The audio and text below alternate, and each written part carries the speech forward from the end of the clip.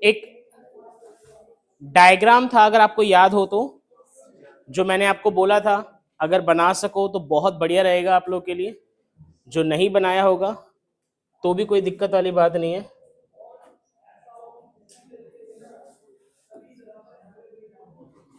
ये रहा भाई, जॉबलेस ग्रोथ। ठीक है, शुरू कर रहे हैं क्लास को। जॉबलेस ग्रोथ का मीनिंग था कि जब इकोनॉमी के अंदर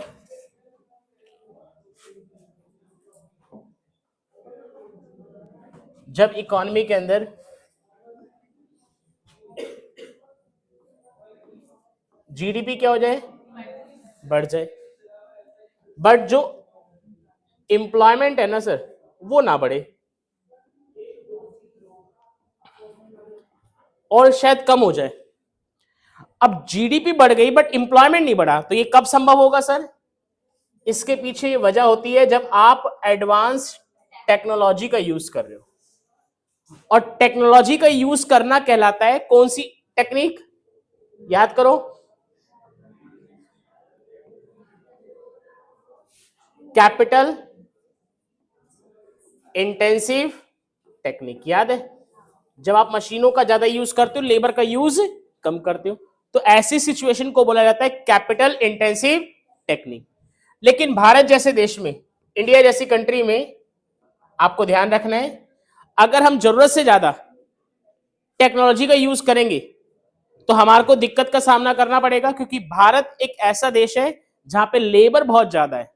तो भारत जैसे देश को जरूरत किसकी है? रिक्वायरमेंट है हमारी कंट्री को लेबर इंटेंसिव टेक्निक की, कि उस पर ज्यादा काम हो।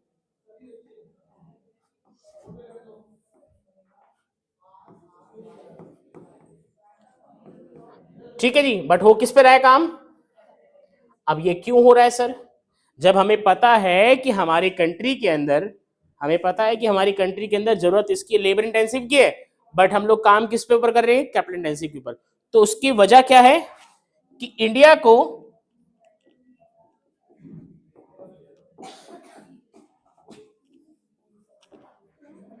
बातें नहीं भाई, इंडिया को एक तरीके से क्या कर रखा है? हाईजैक कर रखा है। किसने? एमएनसीज ने। किसने हाईजैक कर रखा है? अगर हम चारों तरफ नजर घुमाएं तो हमारे पास जितनी भी कंपनीज हैं, ज्यादातर वो आपको एमएनसी नजर आएंगी। कौन सी नजर आएंगी? एमएनसी। एग्जाम्पल के तौर पे मोबाइल की फील्ड में ले लेते हैं सर। अब बात करते हैं ओप्पो, सैमसंग, एप्पल। तीनों ही कंपनी बाहर की है, हमारी कोई कंपनी नहीं है कंट्री की। ठीक है, अब ऑटोमोबाइल इंडस्ट्री में आ जाइए सर, कार इंडस्ट्री जिसको बोलते हैं। ठीक है, Hyundai, सुजुकी। ठीक है सर, तीसरे चौथे नंबर पर आती है टाटा और महिंद्रा, वो भी हाई बाहर रखते हैं। मेन प्रोडक्ट चलता है Hyundai का और सुजुकी का सर बाहर की कंपनी है सर। ठीक है, अगर आप लोग और ज्यादा किसी चीज में जाएंगे सर, फॉर एग्जाम्पल लाइक जैसे एसी है, डाइकेन, एलजी, सैमसंग, एक और आता है वोल्टास का, वो हमारी कंट्री की कंपनी, लेकिन आपको नजर आने लगेगा कि हमारी कंट्री का खुद का डेटा काफी कम रह जाता है। फास्ट फूड इंडस्ट्री पे आ जाओ सर, क्या नजर आता है? मैकडोनल्ड, डोमिनोज, पिज्जा हट, सारे कहां के सर? बाहर के। कोल्ड ड्रिंक में आ जाओ सर, कोल्ड ड्रिंक में आ जाओ, पेप्सी, कोक, एमएनसी है सर। आप मेरी बात समझ पा रहे हो? अगर हम चारों तरफ नजर घुमाएंगे तो हमें क्या नजर आ रहा है कि हमें पूरी तरीके से क्या कर रखा है? हाईजैक कर रखा है। किसने? एमएनसीज ने। और एमएनसीज का सीधा सा पर्पस होता है कि उनको अपने प्रॉफिट को मैक्सिमाइज करना है। किसको मैक्सिमाइज करना है? प्रॉफिट को मैक्सिमाइज करना है। अब प्रॉफिट को मैक्सिमाइज करने के लिए वो लगातार किसको यूज करेंगी? एडवांस टेक्नोलॉजी को यूज करेंगी। किसको यूज करेंगी? एडवांस टेक्नोलॉजी को यूज करेंगी। अब जब वो एडवांस टेक्नोलॉजी को यूज करेंगी तो किसका पत्ता साफ हो जाएगा? लेबर का। और जो लेबर अभी काम में लगी हुई है वो धीरे धीरे क्या होने लगेगी? अनएम्प्लॉयड होने लगेगी सर। बट उसके बावजूद भी हमारी कंट्री की जीडीपी, तो ऐसे पूरे कंसेप्ट को क्या कहा जाता है? Jobless growth. अब जॉबलेस ग्रोथ का एक बार अगर इस डायग्राम को थोड़ा सा देखा जाए, अगर आपको थोड़ा भी समझ में आ रहा हो तो ये मैं इसको रफ करके दोबारा समझाता हूं।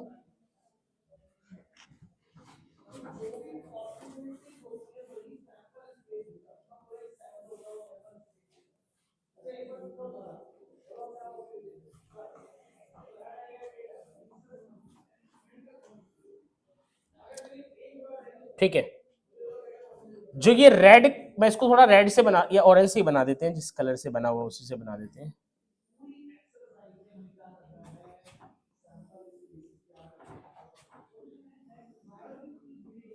ठीक है,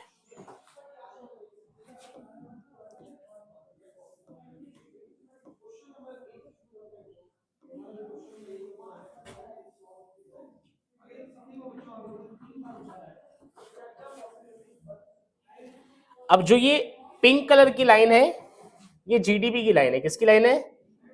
जीडीपी की लाइन है। ठीक है, और जो ये ऑरेंज शेड की लाइन है ये एम्प्लॉयमेंट की लाइन है।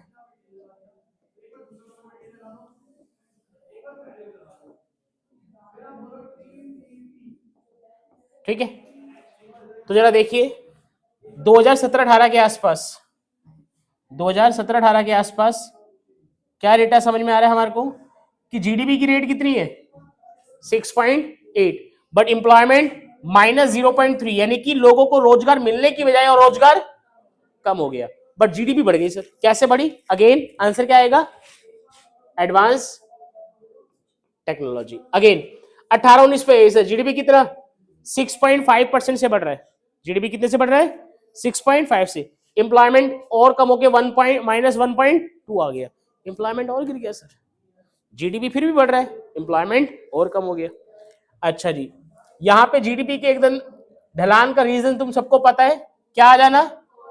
कोविड का आ जाना। ठीक है ना, कोविड चाइना के अंदर कब आ गया था?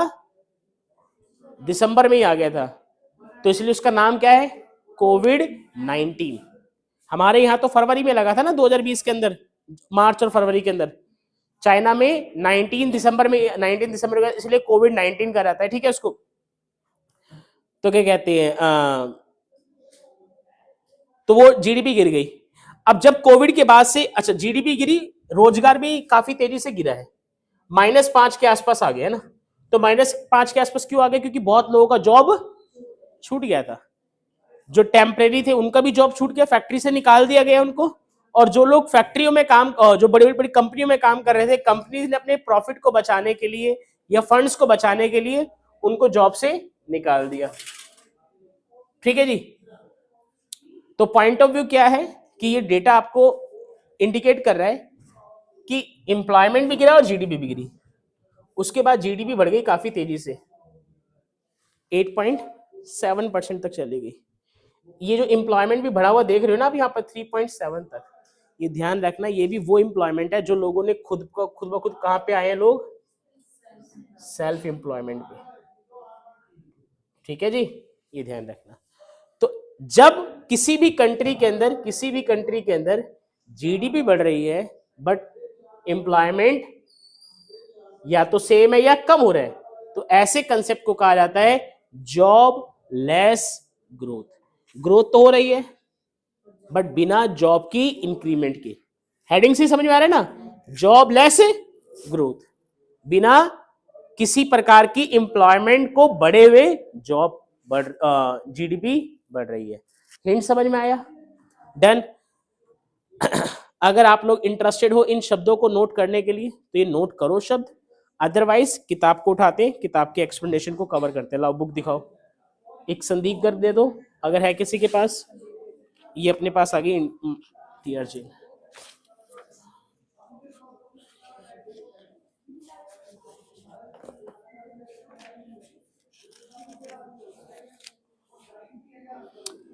लिख रहे हो ये ड्राफ्ट या मीनिंग लेकर आओ directly?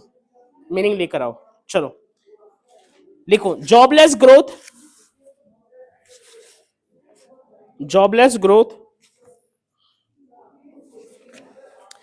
refers to a situation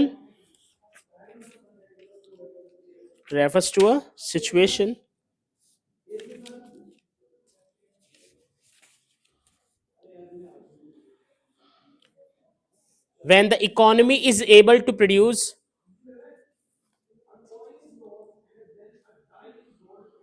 when the economy is able to produce more goods and services more goods and services without without proportionate without proportionate increase without proportionate increase in employment opportunities।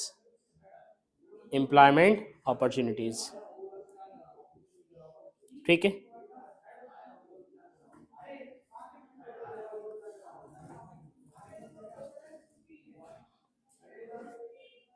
ठीक है, अगला point लिखिए।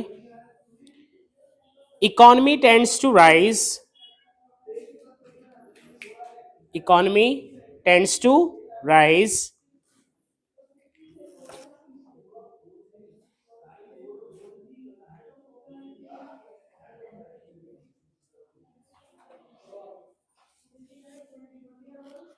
without any increase in without any increase in level of employment।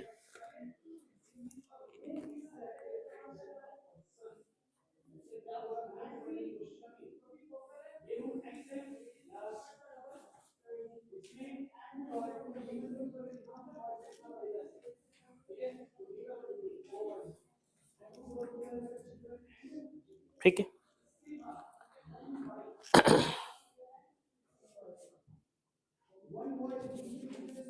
एक line का gap देके लिखो, बड़ी interesting line है तो उसको इन्वर्टेड कोमा में लिखना, हो सकता है पेपर में कहीं लिखने के काम आए आपकी। इन डेवलपिंग कंट्री, वैसे तो इसने ना एक सेंटेंस दे रखा है पुअर कंट्री, तो मैं इंडिया को पुअर कंट्री तो नहीं बोलूंगा। In developing country like India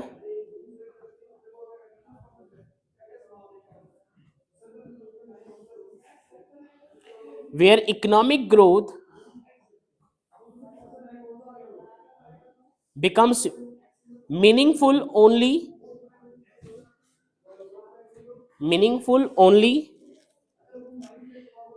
when it is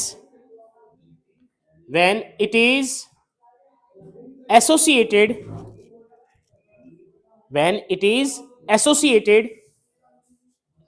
with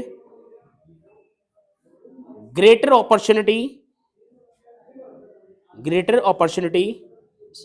of employment greater opportunities of employment so that poverty is combat combated।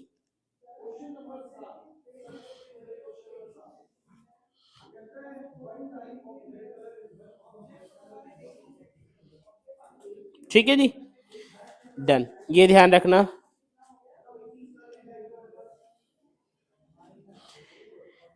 एक लाइन का गैप देके क्वेश्चन लिखो, जो मैंने यहाँ पे सारी बातें समझाई ना उसके बेसिस पे मैंने क्वेश्चन बना रखा है। सिंपल क्वेश्चन है, अंडरस्टैंड कर जाओगे खुद ब खुद। क्वेश्चन लिखते के साथ ही लिखो जरा, why we are why we are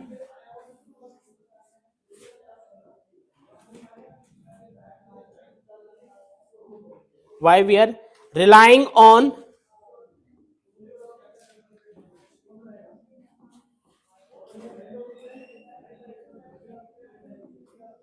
relying on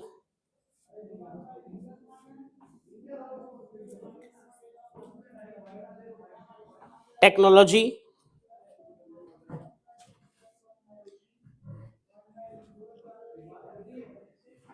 as compared to employment,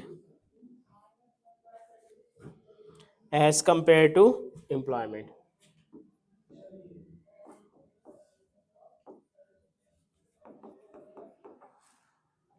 answer में यही सारी बातें आएंगी जो मैंने यहां पे समझाई ना सारी, ये सब यहाँ पे आंसर में आएंगे। तो लिखो जरा इसके अंदर,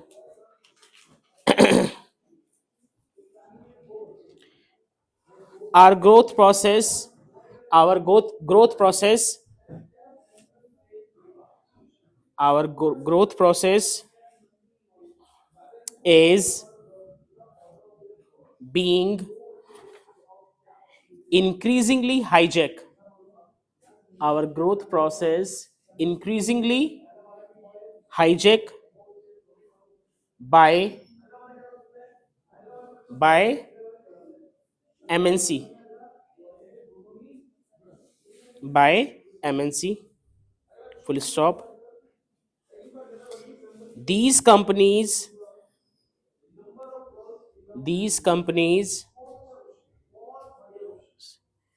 specialized in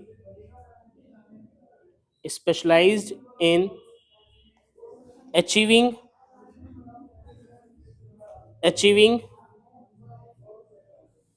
high growth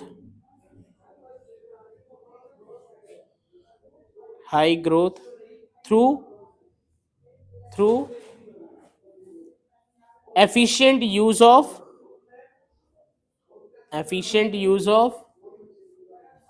technology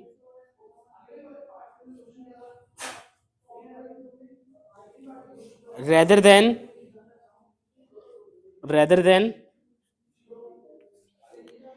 greater use of manpower.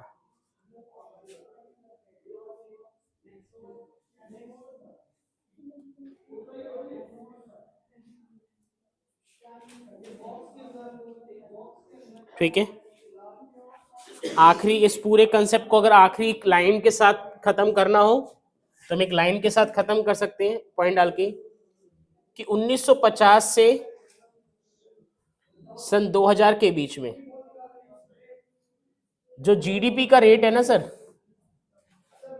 जो जीडीपी का रेट है वो 3.6% से बढ़कर ना कहां तक पहुंच चुका है, कई बारी 8% तक, कई बारी कहां तक पहुंच चुका है 8% तक। लेकिन जो एम्प्लॉयमेंट का रेट है, जो एम्प्लॉयमेंट का रेट है ना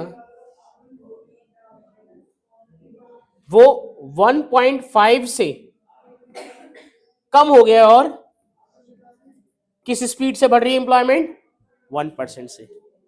तो ये फैक्ट लिखना चाहो तो लिख लो, एक छोटा सा हेडिंग डाल दो यहाँ पे इस पॉइंट के आखिरी में, फैक्ट है ये कि 1950 से 2000 के टाइम पीरियड में जो जीडीपी का ग्रोथ रेट है वो 3.6 से बढ़कर ना 8% तक भी पहुंचा है कई बारी। लेकिन जो एम्प्लॉयमेंट का रेट है ना वो पहले 1.5% हुआ करता था, अब सिर्फ कितने परसेंट से कई बार बढ़ता हुआ नजर आ रहा है 1% से, जबकि जीडीपी दुगना तिगना हो चुकी है, एम्प्लॉयमेंट की स्पीड नहीं हो पा रही है, बढ़ पा रही है। तो इसके पीछे वजह तुम सबको पता लग चुकी है, किसका यूज होना, एडवांस टेक्नोलॉजी का यूज होना। और वो एडवांस टेक्नोलॉजी लेके कौन आ रहा है, ठीक है जी, डन। अगर जॉबलेस ग्रोथ के रिगार्डिंग में कंसेप्ट आए तो ये आपके पास इनफ कंटेंट है कि आप उसको वहां पे एक्सप्लेन करके समझा सको। सबसे पहले जॉबलेस ग्रोथ का मीनिंग इजीली ध्यान रखना बिना किसी डिफिकल्टी के, ठीक है जी। अब आता है हमारे पास topic casualisation.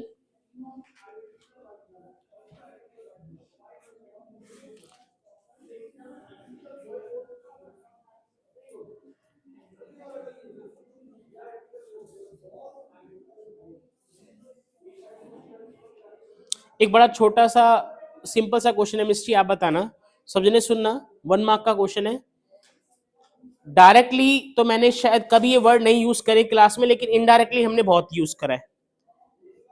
State the principal reason behind incidence of female worker of rural area in primary sector. Meaning बना कि रूरल एरिया में जो महिलाएं हैं वो ज्यादा बड़े लेवल पर प्राइमरी सेक्टर में ही क्यों इंगेज हैं या डिपेंडेंट है। फीमेल वर्कर्स एजुकेटेड नहीं है, और कोई रीजन, कोई और भी बता सकता है। अनस्किल्ड, एग्रीकल्चर में क्यों इंगेज है, एक आया, आपने क्या बोला था, एजुकेशन ना होना, उधर से एक वर्ड आया अनस्किल्ड। एक जो इन्होंने रीजन दे रखा है ना, वो भी सब जने सुन लेना, दिमाग में रखना। और रीजन दे रखा है, female workers in rural area are unwilling to migrate for jobs outside their villages. गांव देहात में महिलाएं नहीं चाहती कि वो अपने गांव से बाहर किसी दूसरे गांव में जाके काम करें, तो इसलिए गांव में ही रहकर वो अपने लिए काम कर रही है, और गांव में रहकर जो उनके पास जॉब्स अवेलेबल है वो प्राइमरी सेक्टर की अवेलेबल हो सकती है सर। और प्राइमरी सेक्टर में आपको पता है वही आ जाएगा, अपने एग्रीकल्चर आ गया, पशुपालन आ गया, ये मेन चीजें आ जाती है सर। तो ध्यान रखना, एक दो रीजन आपको ऑलरेडी पता है, एक रीजन इन्होंने मेंशन कर रखा, तो ये भी दिमाग में रखना।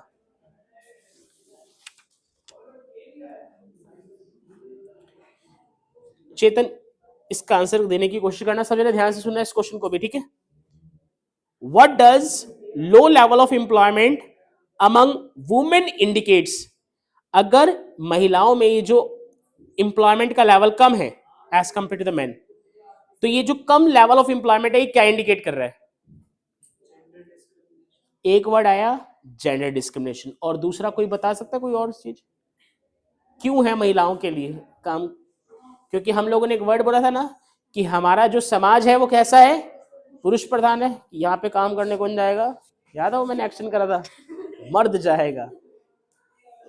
तो इसको कहते हैं सोशल बैकवर्डनेस, क्या कहते हैं। तो इसके आंसर को मैं रीड कर रहा हूं, it indicates the social backwardness. किसको इंडिकेट कर रहा है, सोशल, कि यहाँ के लोग अभी भी सामाजिक रूप से थोड़े से इस बात को मानते कि नहीं महिलाएं ज्यादा काम करने नहीं जाएंगी, काम करने के लिए मेल्स ही जाएंगे, ठीक है ना। Done.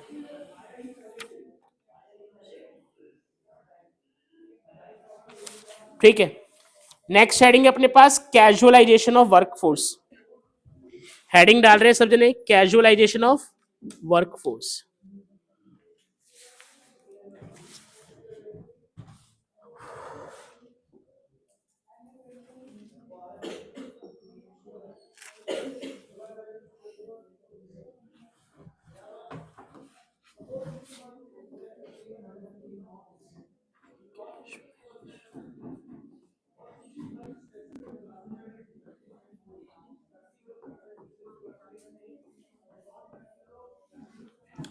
कैजुअलाइजेशन ऑफ वर्कफोर्स, ठीक है।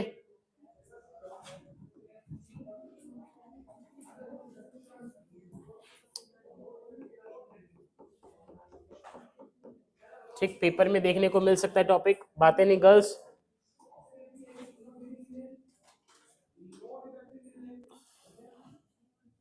आपको याद है हायर वर्कर्स की दो कैटेगरी थी, एक था कैजुअल और एक था रेगुलर, ठीक है जी। अगर हमारी वर्कफोर्स जो है,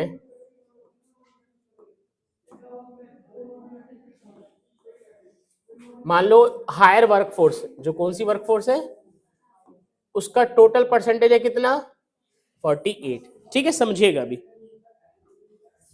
कैजुअल में मान लीजिए कितने वर्कर है, 25, और रेगुलर में मान लीजिए कितने परसेंटेज है, 23।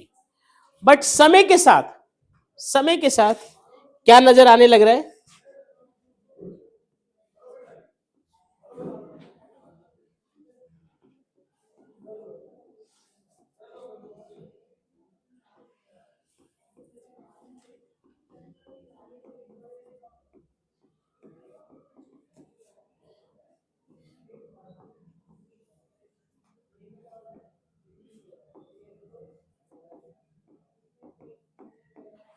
समय के साथ क्या नजर आने लग रहा है कि जो वर्कफोर्स है ना वो रेगुलर से निकलकर कहां पर शिफ्ट हो रहा है, कैजुअल की तरफ।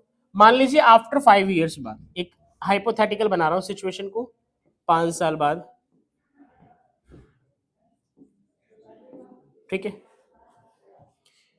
रेगुलर का परसेंटेज हो गया कितना परसेंट, 18%, और कैजुअल का मैं मान रहा हूं हायर का भी 48 ही है, ठीक है ना, और रेगुलर कैजुअल सॉरी रेगुलर का हो गया 18% और कैजुअल का हो गया 30%। कैजुअल का कितना परसेंटेज हो गया, 30%।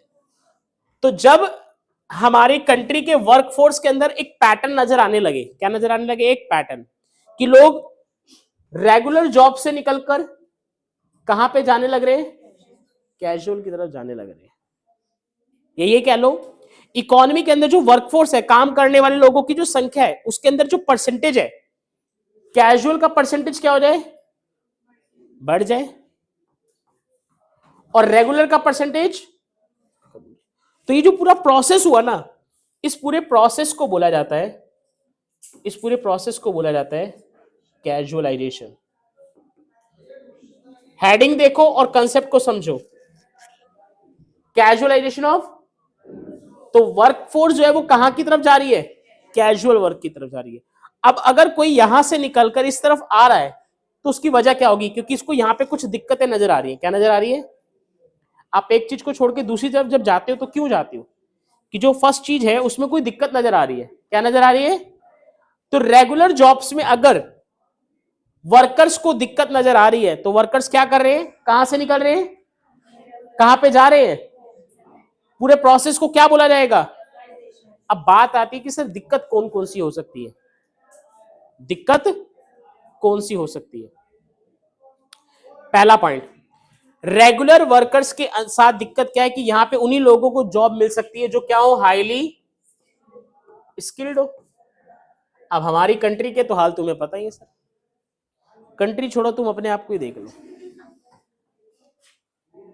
We all are about to 12th pass out almost, लेकिन अभी हमारे से अगर कुछ कह दिया जाए ना पब्लिक स्पीकिंग में, अपने छोटे भाई को मैथ पढ़ानी है, अगर छोटे भाई ने सबके सामने हमसे कोई क्वेश्चन पूछ लिया खतरनाक सा, तो हाथ पैर हमारे पहले ही कांपने लगते हैं, कहीं मेरी अंडरवर्ल्ड के सामने इंसल्ट ना हो जाए। आप समझ, जबकि हम लोग अपनी 9, 10th, 11 सब क्लियर करके आए हैं स्टिल सर। तो हमारी कंट्री के साथ दिक्कत क्या है, स्किल्स की दिक्कत है। सोचो तुम्हारा ये हाल है तो बाकियों का क्या ही हाल होगा, बाकियों का क्या ही हाल होगा जिन्होंने पढ़ाई नहीं कर रखी अच्छे से, जिन्होंने चीजों को नहीं समझा अच्छे से। जब तुम लोग इतना समझ रहे हो, आ रहे हो, लगातार सीख रहे हो, ट्यूशन स्कूल वगैरह सब जा रहे हो, तब तुम्हारा ये हाल है।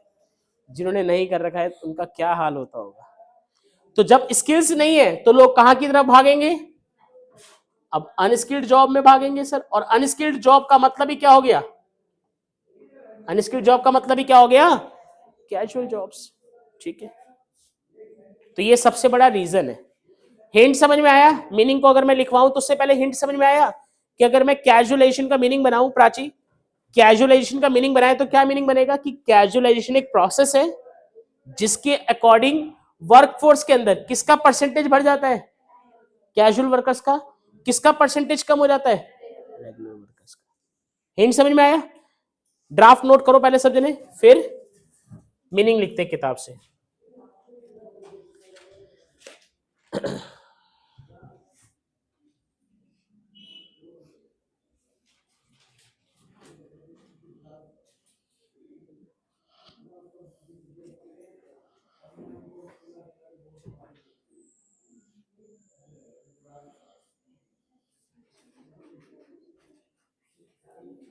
कल का क्या शेड्यूल है तुम लोगों का, स्कूल तो जा ही रहे होगे तुम लोग, कल छुट्टी दी थी। अच्छा, इससे ध्यान आया, एनुअल टेस्ट की डेट बता देता हूँ और कोर्स देख लो कि क्या, क्योंकि तुम लोग में से किसी ने बोला था कि सर पूरा कोर्स मत दो। हाँ डिडक्ट करना पड़ेगा वरना तुम लोग रोगे खाली पीली। टेस्ट है 15 जनवरी, क्योंकि 12 को मेरे ख्याल से तुम्हारा अकाउंट्स है, 12 को अकाउंट्स रखवाया है, ठीक है, संडे को ध्यान रखना। और 3 दिन बाद उसके इको है। ठीक, अब बात कर लो कोर्स की।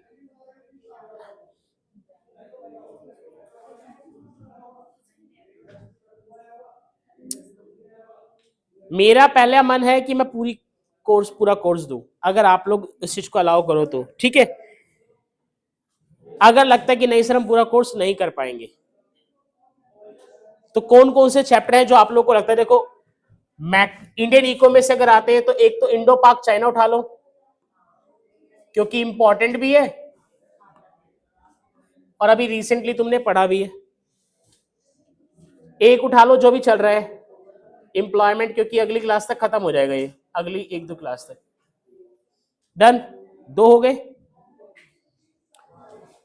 इंडियन इको में से फिर तीसरा चैप्टर उठा लो।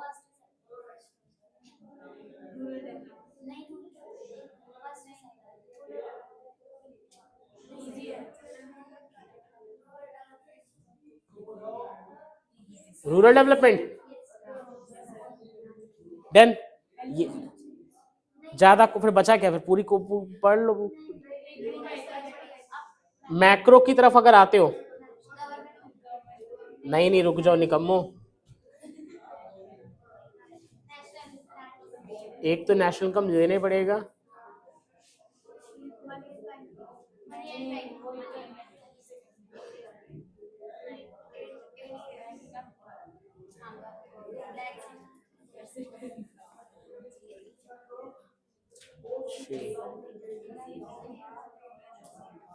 दस, 6,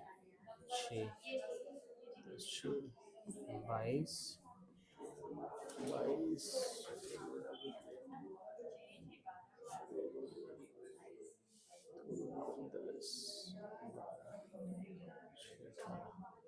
बच्चों यार मजा नहीं आएगा ऐसे में, आप लोग बिल्कुल भी वेल प्रिपेयर नहीं हो जाओगे एग्जाम के लिए। ध्यान रखना, अगर आप ऐसा कोर्स कटवाओगे ना, मेरा मन नहीं मान रहा कि इसके लिए मैं पूरे के साथ में फेवर में हूं।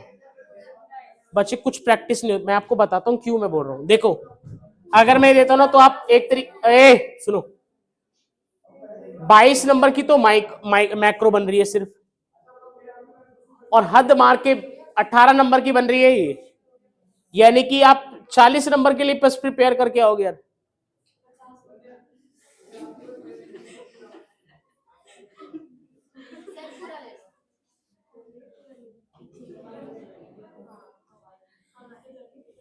ऐसा करते, एक बुक पूरी कोई कर लो।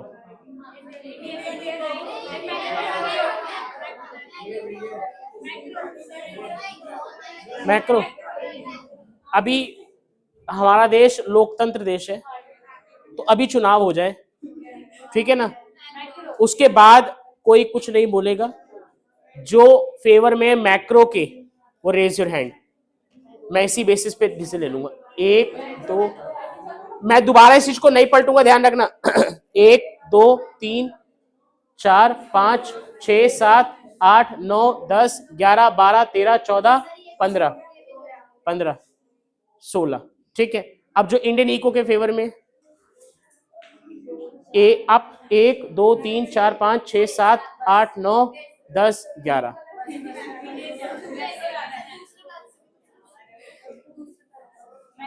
हाँ, दूसरे बैच में पता लग जाएगा, तो भैया उनके तो न्यूट्रली लेना पड़ेगा ना। चलो ऐसा है, आप लोग मैक्रो की तैयारी तो शुरू करो। डेट मैंने आपको बता दी है, एक क्लास और देख लेते कि जो एब्सेंट है उनका भी पता लग जाएगा और जो दूसरा बैच है उसका भी पता लग जाएगा कि वो किस फेवर में है।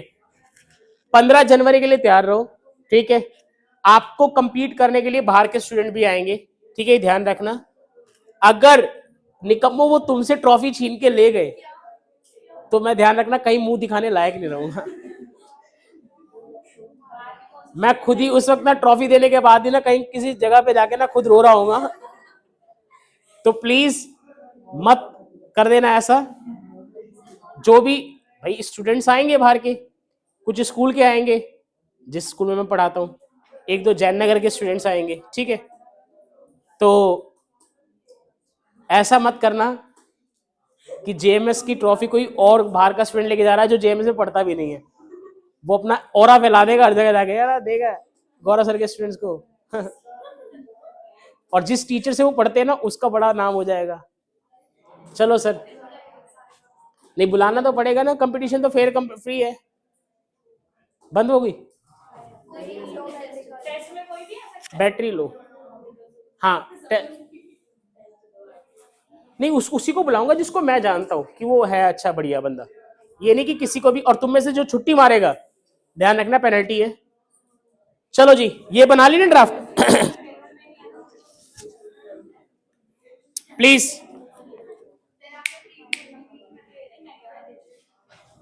क्या ही फर्क पड़ता है अब प्री बोर्ड बोर्ड सब बराबर है। लिखो जी जरा, कैजुअलाइजेशन का मीनिंग लिखो।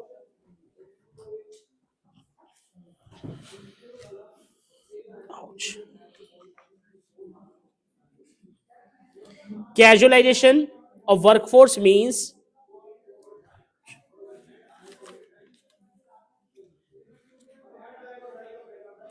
casualization of workforce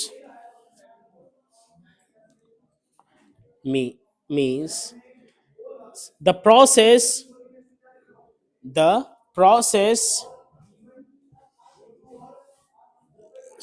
from the process of moving, मेरे वर्ड से ना रह गया मेरे ख्याल से, द प्रोसेस ऑफ मूविंग आएगा बच्चों, मेरे से ना रह गया, process of moving from self employment and regular employment, self employment and regular employment to casual employment. ठीक है, full stop. in other words we can say that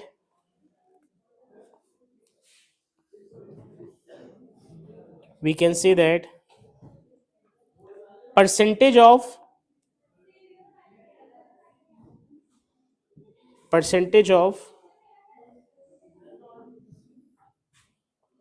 casually hire worker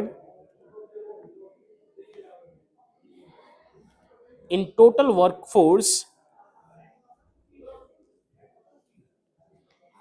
increases in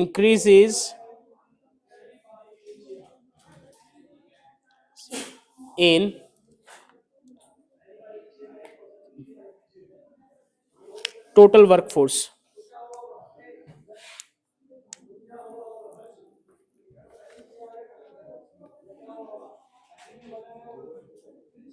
ठीक है,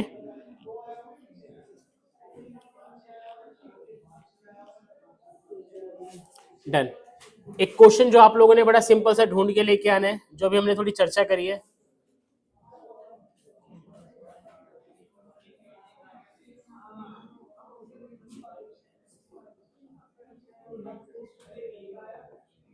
please लिख लो जरा, ये आपके लिए homework है।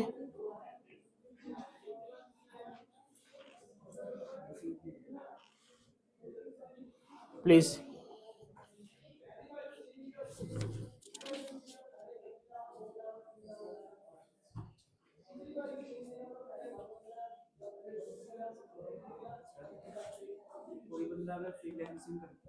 कोई बंदा ठीक है, क्लाइंट्स हो गए, अगर खुद का ही अंदर है, वो किसी और के अंडर में नहीं कर रहा, वो खुद का उसने कोई भी मान लो XYZ करके नाम रख रखा है। जैसे जनरली आप देखोगे ना जो फ्रीलांसिंग करते हैं वो खुद अपने कंप्यूटर लैपटॉप लेके बैठे हुए, किसी कोई क्लाइंट आया उसके पास, अप्रोच करा क्लाइंट ने उसको, उसने उसको एडिटिंग करके वीडियो वगैरह दी और सेंड कर दी, तो ऐसे को उसको सेल्फ एम्प्लॉयमेंट में आएगा। लेकिन अगर वो फ्रीलांसिंग किसी कंपनी के अंडर में कर रहा है, तो फिर वो कैजुअल में आ जाएगा, ये ध्यान रखना।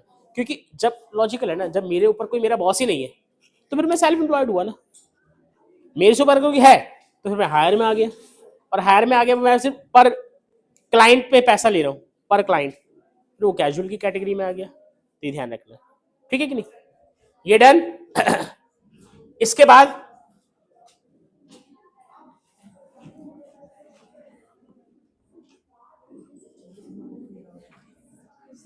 फॉर्मल सेक्टर,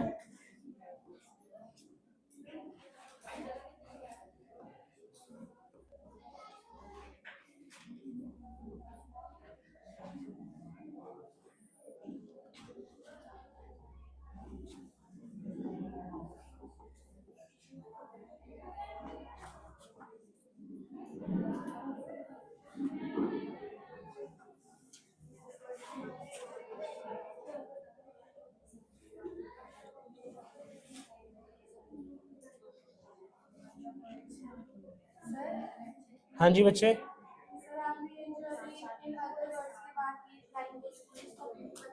एक मिनट बच्चे भी आ रहा हूँ।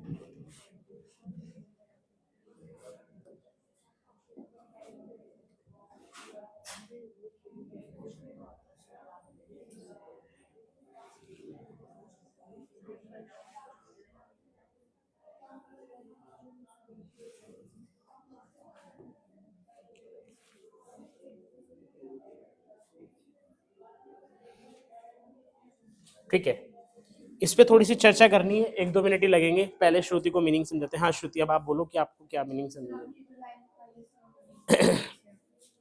कहाँ से। In other words we can say that percentage of casually hire workers in total workforce increases। Total workforce मेरे ख्याल दोबारा आ गया यहाँ पे से, बस इंक्रीजेस लिखो। हाँ, वो टोटल वर्कफोर्स दोबारा आ गया।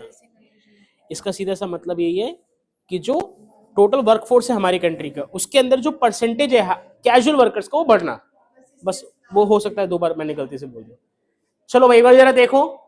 वैसे तो ये 3 to 4 मार्क्स का क्वेश्चन रहेगा, फॉर्मल सेक्टर और इनफॉर्मल सेक्टर, लेकिन इसको जितना हमारे पास अभी आज के लिए टाइम बचा उसमें समझते हैं। फॉर्मल सेक्टर का मतलब होता है वो सेक्टर जो एक तो कहीं ना कहीं किसी ना किसी तरीके से सरकार से कनेक्टेड है। किससे कनेक्टेड है नंदिनी, बोर्ड पर देखो बच्चे, किससे कनेक्टेड है? सरकार से। सरकार से कनेक्टेड होने का मतलब क्या है कि गवर्नमेंट उसकी इन्वॉल्वमेंट है, गवर्नमेंट में उसकी इन्वॉल्वमेंट है। जैसे कोई कंपनी हो गई, वो रजिस्टर्ड है, जैसे रिलायंस है, टाटा है, ये सारी कंपनी रजिस्टर्ड है, ठीक है। इनके अंदर जो भी वर्कर्स काम कर रहे हैं उनका एक प्रॉपर रिकॉर्ड होगा, प्रॉपर रिकॉर्ड होगा। आपको मोस्टली पता भी होगा, इनकी जो सैलरीज होती है ना, वो बैंक अकाउंट में आती है जनरली डायरेक्टली। तो फॉर्मल सेक्टर का मतलब होता है वो सारे सेक्टर जो डायरेक्टली या इनडायरेक्टली सरकार से जुड़े हुए। इसमें प्राइवेट भी आएगा, देखो इसने क्या वर्ड लिखा हुआ है, it includes all public sector. Public sector का मतलब क्या होगा, सरकारी कंपनी, एंड ऑल, बोलो, प्राइवेट, जहां पे कितने से ज्यादा काम कर रहे हो लोग, 10 या 10 से ज्यादा लोग काम कर रहे हो। ठीक है, गवर्नमेंट में, गवर्नमेंट कंपनी में आ गया सर, जैसे गवर्नमेंट स्कूल मान लो, है ना। और ऑल प्राइवेट सेक्टर में सर आप रिलायंस मान लो, टाटा कंपनी मान लो। शर्त क्या है, कम से कम कितने वर्कर्स काम कर रहे हो वहां पर, 10 या उससे ज्यादा। इनफॉर्मल सेक्टर पे आओ जरा, नाम में देखो क्या, इनफॉर्मल सेक्टर का अगर सीधा सा मतलब यहां पर है कि जहां पे ना सरकार की कोई खास इन्वॉल्वमेंट नहीं होती, जैसे फैक्ट्रियां, कारखाने, यहाँ पे जो मिस्त्री लेबर काम कर रही होती है ना, उसका कोई खास रिकॉर्ड नहीं है, दिहाड़ी के हिसाब से लोग काम कर रहे हैं, लो भाई पकड़ो चलो जाओ, कोई बहुत अच्छा रिकॉर्ड नहीं है। यहाँ पे आपको कोई सोशल सिक्योरिटी बेनिफिट नहीं है, जबकि यहाँ पे आपको सारे के सारे सोशल सिक्योरिटी बेनिफिट्स मिलते हैं। It includes all other establishment. All other establishment का मतलब क्या, इनके अलावा, इन दोनों के अलावा जहां पे लोग काम कर रहे हैं। और जहां, अच्छा इसमें 10 से ज्यादा भी हो सकते हैं, लेकिन जनरल जो आप लोग की बुक में भी मिलेगा वो लेस देन 10 मिलेगा। कितना मिलेगा, लेस देन 10। लेकिन ना ये आजकल के टाइम पे ना ये शर्त पूरी होती हुई नजर नहीं आती है। पेपर में जो क्वेश्चन आया था, आपको याद हो, मैंने लाइन पहले भी लिखवाई थी कुछ दिनों पहले, जब मैंने इंटरनेट से ना, मैंने कहा था हाईलाइट कर लो 94 वाली लाइन। ये लाइन पेपर में आई हुई है कि इंडिया के अंदर लगभग कितने लोग ऐसे हैं जो फॉर्मल सेक्टर में काम करते हैं और कितने इनफॉर्मल में। तो ध्यान रखना, फॉर्मल सेक्टर में जो हमारा वर्कफोर्स है वो लगभग लगभग कितना परसेंट है, 6% के आसपास है। अब ये बढ़कर शायद कुछ 10 के आसपास रहेगा, लेकिन अभी आप 6 ही लिखना, ठीक है, जो लिखा हुआ है वही लिखना, और जब भी बुक से पढ़ेंगे तब। और 94% लगभग इनफॉर्मल सेक्टर में, ठीक है। अब अगर जैसे देखो, ध्यान से नोटिस करो, रेगुलर से निकलकर लोग कहां जाने लग गए थे, तो इसका नाम क्या रखा था, जो अगली क्लास का टॉपिक रहेगा, लोग फॉर्मल से निकलकर कहां जाने लग गए, इनफॉर्मल में जाने लग गए, तो उसका क्या नाम आएगा, वेरी नाइस, क्या नाम आ जाएगा, इनफॉर्मलाइजेशन। तो अगली क्लास में हमारे पास 2 टॉपिक है करने के लिए, एक तो पहले फॉर्मल सेक्टर इनफॉर्मल सेक्टर का मीनिंग, उसके बाद इनफॉर्मलाइजेशन ऑफ वर्कफोर्स। आप लोग का जो होमवर्क है वो प्लीज ध्यान रखेंगे, होमवर्क इसको इंटरनेट से या आपकी बुक से कहीं से भी सॉल्व करिए, 3 पॉइंट लिख लेना, जिससे कि अगर पेपर में 3 to 4 मार्क्स का क्वेश्चन आए कि explain the concept of casualisation of workforce, तो मीनिंग और उसके रीजन वो आपको पता होने चाहिए। ठीक है, आज की क्लास को यहाँ पे समाप्त करते हैं। Thank you so much. आप लोगों को डेट बता दी है एनुअल टेस्ट की, तैयारी कर लेना।